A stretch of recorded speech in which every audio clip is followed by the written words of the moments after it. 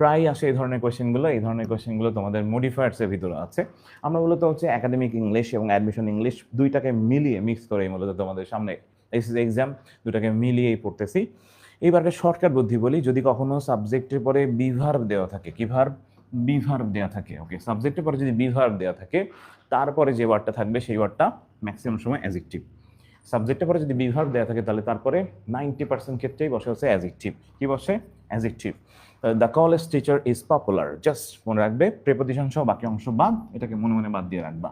তাহলে the college teacher is popular, তাহলে বিভার্বের পরে একটা ওয়ার্ড, বিভার্বের পরে একটা ওয়ার্ড হলে সেটা শিওর অ্যাডজেক্টিভ। বিভার্বের পরে যদি একটা ওয়ার্ড হয় সেটা অ্যাডজেক্টিভ। বিভার্বের পরে যদি একটা ওয়ার্ড হয় সেটা অ্যাডজেক্টিভ। প্রত্যেকে লিখে ফেলো, বিভার্বের পরে যদি একটা ওয়ার্ড হয় সেটা অ্যাডজেক্টিভ। বিভার্বের পরে যদি একটা ওয়ার্ড হয় তাহলে সেটা অ্যাডজেক্টিভ। ওকে, আসো এবার দ্য মুভি ওয়াজ বোরিং। ওকে, খেয়াল করছো কিনা? বিভার্ব হচ্ছে ওয়াজ, তারপরে শব্দ কয়টা? একটা। বিভার্বের পরে যদি একটা ওয়ার্ড হয় সেটা অ্যাডজেক্টিভ। বিভার্বের পরে যদি একটা ওয়ার্ড হয় সেটা অ্যাডজেক্টিভ। ওকে, প্রত্যেকে জাস্ট লিখে রাখো, বিভার্বের পরে যদি একটা ওয়ার্ড হয় সেটা অ্যাডজেক্টিভ। 90% ক্ষেত্রে এই থিওরি মিলে যাবে। ওকে, এক্সামিনেশন আর ফ্রাইটেনিং। ওকে, খেয়াল করছো কিনা?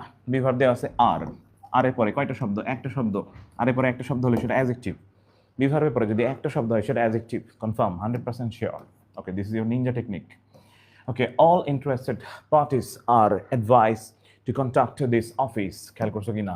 বিভার্ব দেওয়া আছে আর, আরের পরে অ্যাডভাইস, প্রিপোজিশন থাকলে সেটা বাদ, এটাকে মনে মনে বাদ দিয়ে ফেলবো।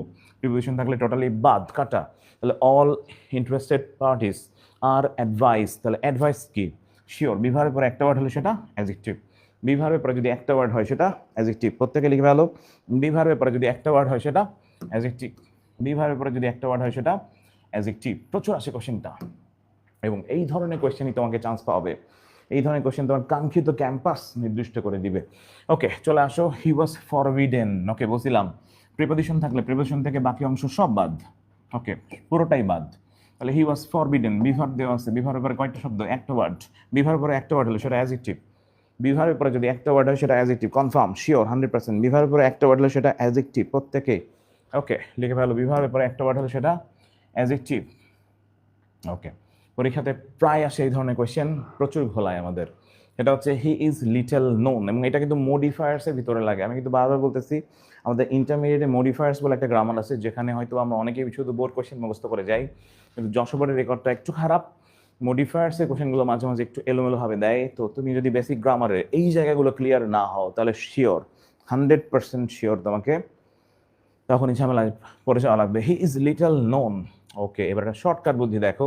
শর্টকাট বুদ্ধিটা হচ্ছে বিভার্বের পরে যদি এবং মূল ভার্বের মাঝখানে কোনো ওয়ার্ড হয় সেটা হবে অ্যাডভার্ব।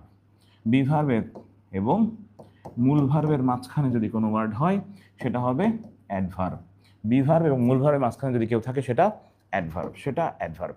বিভার্ব এবং মূল ভার্বের মাঝখানে যেটা সেটা অ্যাডভার্ব। লিখে ফেলো, বিভার্ব এবং মূল ভার্বের মাঝখানে যেটা সেটা হচ্ছে adverb.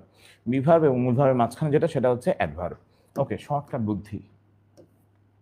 Okay, he is not enjoying this activity. খেয়াল করছো কি না? আছে কি? আছে হচ্ছে বিভার্ব, আর আছে কি? এনজয়িং, মাঝখানে কি? নট। বিভার্ব এবং মূল ভার্বের মাঝখানে যে বসে তার নাম অ্যাডভার্ব। বিভার্ব এবং মূল ভার্বের মাঝখানে যে সে হলো অ্যাডভার্ব। বিভার্ব এবং মূল ভার্বের মাঝখানে যে বসে সে হলো অ্যাডভার্ব। ওকে, চলে আসো পরেরটা। পরেরটা ছিল he has already finished his homework. খেয়াল করছো কি না?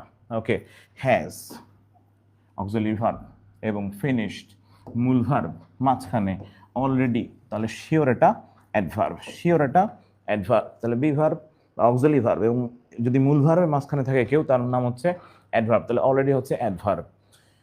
ওকে, ওটা ছিল I usually study in the library. Okay, আর একটা শর্টকাট বুদ্ধি দেখাই, সেটা হচ্ছে যদি কখনো সাবজেক্ট এবং আমাদের ভার্ব, সাবজেক্ট এবং ভার্ব, কি বলছি? সাবজেক্ট এবং ভার্বের মাঝখানে যদি কেউ থাকে সেটাও অ্যাডভার্ব।